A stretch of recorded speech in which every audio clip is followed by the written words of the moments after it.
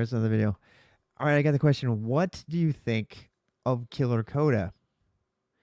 And the answer is actually pretty simple. It's the same answer I have for most of these webified things. It's okay. All right, so what is KillerCoda? This is KillerCoda. Those of you who know Het Tanis, HET_TANIS, one of my favorite all-time streamers. Very, very capable engineer and technologist. Very selfless, constantly helping others learn. And Het Tanis has produced tons of stuff on KillerCoda.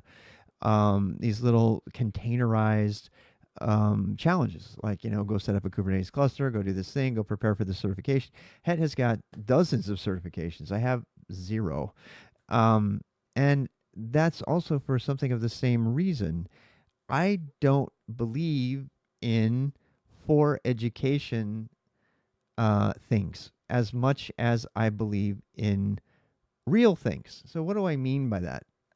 If you have a chance to practice learning how to set up a Kubernetes cluster, even though I gave mine, I donated all my clusters. I donated about 20 grand worth of computers and Kubernetes clusters to a community college.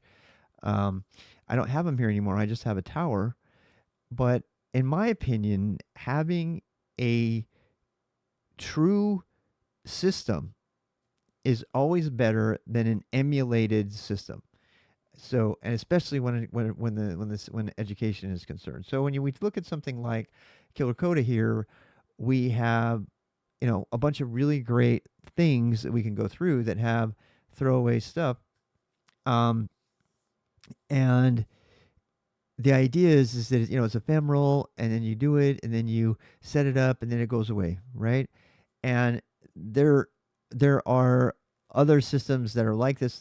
So another one that comes to mind, if you guys know about TryHackMe or Hack the Box, we actually just got rated from somebody who was doing TryHackMe a lot. I have like a premium membership on Hack the Box, and I haven't used it in a long time because I haven't been doing hacking in a while. I really love it, but it's the same idea. When it comes to security things, and cloud things, it does make sense to have these kind of turnkey, see if you can set it up the way that it's going to pass kind of situation. And containers have really, really helped with this. O'Reilly has the same thing. There's a really long thread with REPL.it, REPL.it. Amjad and I had quite the exchange when it first came out, like 3 years ago, before it got any of its Series A financing or anything. And this is another site. If you don't know about REPL.it, but it's the same idea, right? REPL.it. And the reason I'm bringing up the REPL.it thing, and because if you search for, I'm just going to show you, if you search for Robma and REPL.it, you will see my thoughts on this. And hopefully, I don't know, it's on Medium. Maybe I changed it to Medium. Back when I wrote it, I don't maintain my Medium blog at all. I haven't for several years, but this is really, really old stuff. I mean, really, really, really old stuff. I'm trying to find it here.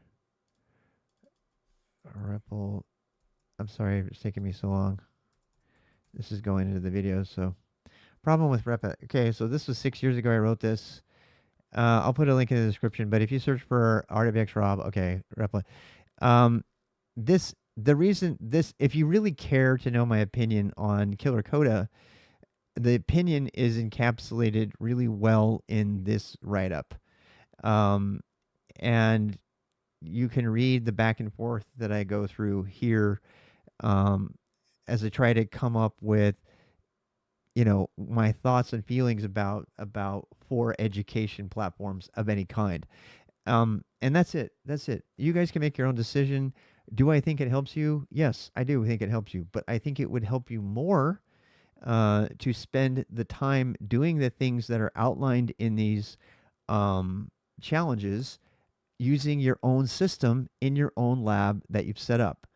And the fundamental takeaway from that, and we'll wrap the video up here, is that when you do things as if you were doing them on the job in your own personal lab, you end up creating habits and practices that will sustain you through work without a dependency on the educational platform. In this case, the question is KillerCoda or Replit or, code spaces or any of these things that people have out there, right?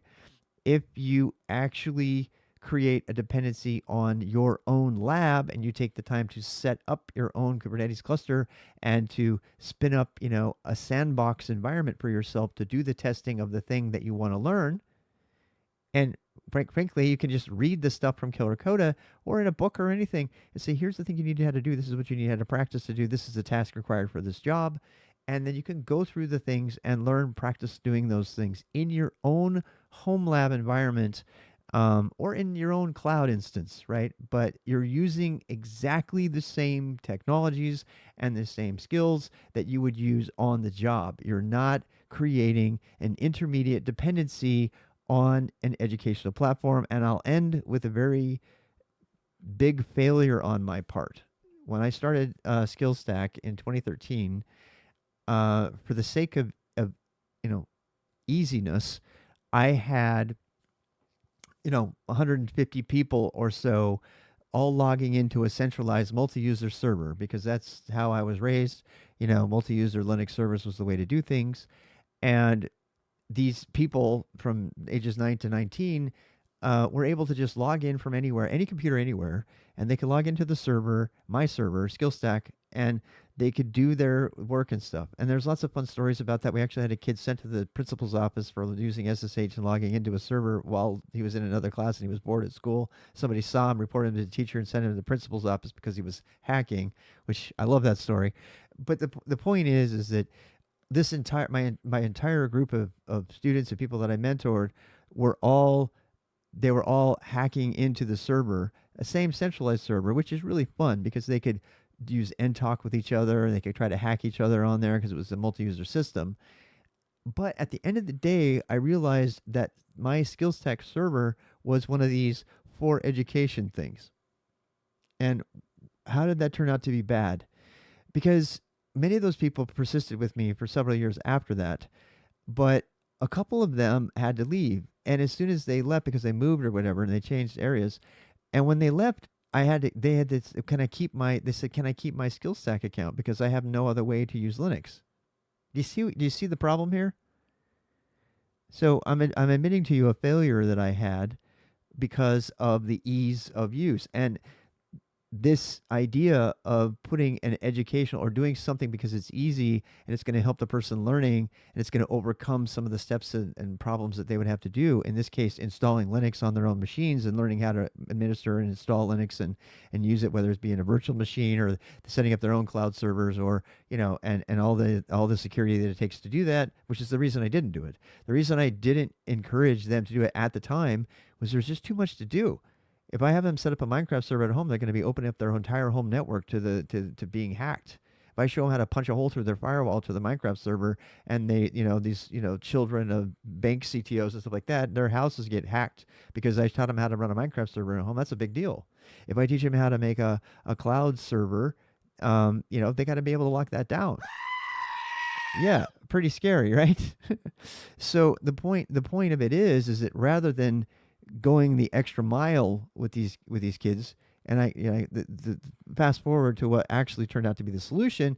So after that, I required everybody to have a laptop or a computer of some kind to even come to SkillStack at all. It's like if you want to come here, the requirement is that you have a machine that you're comfortable reinstalling an operating system that if it died, nobody would feel any worse, right? And frankly, anybody that's learning Linux, this is what they should do. They should find, and you can pay $150 at Walmart and get the tiniest laptop possible, and you can run Linux just fine on there. And if you brick it, who cares? That's the best way to do that, but that's a lot harder. As an educator, it's a much harder thing to do. You got to teach them how to install Linux, but I found that you can do it. I had a 9-year-old remotely install Linux on his own laptop. Not even kidding. And he was able to figure it all out. And he wanted to run his own Minecraft server on there and all kinds of stuff, and I showed him how to do it without making it available to the network. The point is that having all of these, 150 people log into the same server actually ended up crippling them later when they left. because I built for them. I built a dependency on my easy to manage educational server system, even though it was a real server. And even though that's exactly what you would do in a college environment, right? They went off to college and then they say, hey, we got a multi-user, environment. You got 30,000 users on the Calgary, um, what is it, Carnegie Mellon servers, right? For example, it's normal. It's normal to have a multi-user system, and they were prepared for that. But what they weren't prepared for is not being able to use Linux at all without SkillStack, because I hadn't taught them how to do it. Right? They hadn't learned how to do it. They learned to become dependent on an educational tool. So while I'm not against KillerCoda, and while I'm not against even having your own server, while I'm not against Replit or any of these things, what I am against is what I'm not really against, but what I'm for is helping people be independently successful at whatever it is they're doing. And that means help going the extra mile, so that forcing people to do the hard things that are going to create a habit, and they're going to add a piece of technology to their environment and to their world that is going to sustain them going forward. Because if they don't have that, what happens after they get their certificate on KillerCoda and you stick them in front of a machine and you tell them, well, we hired you to build a Kubernetes system for us on prem, ready to go. They don't know what a CNI is. They don't know what an ingress is. They don't know. There's a million other things. This is another reason cloud is not enough for you to know if you want to learn Kubernetes, because there are a million components of the technology that you will never encounter. You'll never even have to make a decision. What's your storage class? These things are implemented by Amazon and by Google. And so by, setting up even a virtualized, tower cluster and putting a whole bunch of VMs on there and then installing Kubernetes from scratch, not really from scratch in the Kelsey Hightower way, but like actually installing it, it's going to give you much more advantage. Not to mention the fact that you're going to develop your own Ansible recipes and things like that. Like, well, can I use Terraform at home? You're going to ask all the same questions that you would ask, but you're going to be doing it in a way that is directly translatable to skills that you would do on the job. That is not true for KillerCoda. That is not true for any containerized learning environment. So that's it. That's a really long-winded way to answer that question, but I think it's really important because these concepts, for some reason, everybody's always trying. Oh my God, it was so cool! It's so easy, so much easier to learn this thing. One time, I'll end with this story. Worst example of this I've ever seen is teaching kids to code with iPads, right? And while I think it's true that you can learn how to think, like a programmer in code.org, or, using these games and stuff, why? You can also learn Vim there's like Vim Adventures and all these games. Why not just actually use Vim to write code or to write documentation of some kind? Why do you have to gamify the thing, right? I mean, there's nothing wrong with gamifying the thing, except for, this is something I noticed, like with Vim Adventures. People learned Vim Adventures. They were really good at Vim Adventures. They could go to edit a file in Vim or write code in Vim. No, couldn't do it because they weren't familiar with it. They had not associated, the Vim terminal with their learning. So there was no association. There was no memory. There was no mnemonics or anything. So they were like, they knew the keystrokes, but they'd have to make yet another translation in their head to be able to do it. The point is, and these kids that are learning how to program on iPads, what are they going to do with that? There's nothing they can actually do. If they want to go write Pythagorean theorem, like I had a kid want to do the first day he was here. It's very strange, I know. Can't do it. Python, they can do it, right? They get on the command line, they can write it. So that's all. That's all I have to say about that. I guess I should shut up now. But yeah, do use real technologies and let the for education things kind of slide by. Use real technologies.